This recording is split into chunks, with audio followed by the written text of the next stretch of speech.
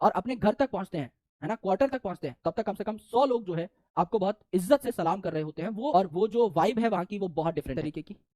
AFMC के बारे में बताइए। एएफएमसी के बारे में मैं काफी डिटेल में बता सकता हूँ, बिकॉज मेरे जो सगे बड़े भाई हैं और मेरी जो भाभी हैं, both of them are from AFMC. तो my brother is a lieutenant colonel in army. तो उनको दोनों चीजें मिली थी, AIIMS and AFMC, to pursue his UG, that is MBBS. लेकिन बीइंग एन आर्मी ब्रैट, हमारी जो फर्स्ट प्रायोरिटी थी वो हमेशा से एएफएमसी थी, और मेरे भैया की भी जो पहली प्रायोरिटी थी वो एएफएमसी ही थी।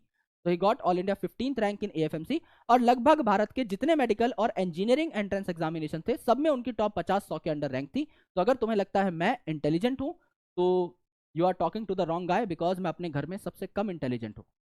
मतलब मेरे जो सिबलिंग्स हैं दे आर इवन मोर काबिल, दे आर इवन मोर तोड़ू फोड़ू इन अकेडमिक्स।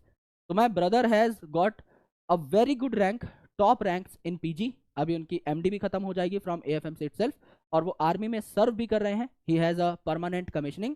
मतलब जब आप आर्मी में बहुत ज्यादा लंबे टाइम तक सर्व करना चाहते हो, then you can apply for PC, जिसे परमानेंट कमिश्निंग कहते हैं। उसका एक टेस्ट होता है, इंटरव्यू होता है, जो कि बहुत बड़े ऑफिसर्स लेते हैं, एंड अल्टीमेटली आपको आर्मी में एक फुल टाइम सर्व करने का मौका मिलता है। अदरवाइज आप 15 साल सर्व करके वॉलंटरी रिटायरमेंट ले सकते हैं। तो बहुत सारी चीजें हैं जो कि एफएमसी आपको प्रोवाइड करता है। एक प्राइड, एक प्रेस्टीज तो है ही।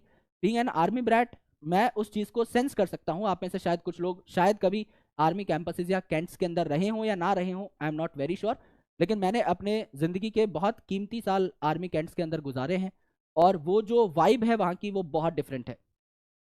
जब हम गेट के अंदर घुसते हैं कैंट के, और अपने घर तक पहुंचते हैं, है ना, क्वार्टर तक पहुंचते हैं, तब तक कम से कम 100 लोग जो है आपको बहुत इज्जत से सलाम कर रहे होते हैं। वो जो कमाते हो आप आर्मी में रह करके, और धीरे धीरे जब आप ग्रो करते हो और जब आप लोगों को ट्रेन करते हो, और एज अ डॉक्टर तो आप एक नोबल प्रोफेशन कर रहे हो, लेकिन आप एक सोल्जर के तौर पे भी जो काम कर रहे हो वो तो अनसरपास्ड है। मतलब उससे बेटर तो कुछ हो ही नहीं सकता।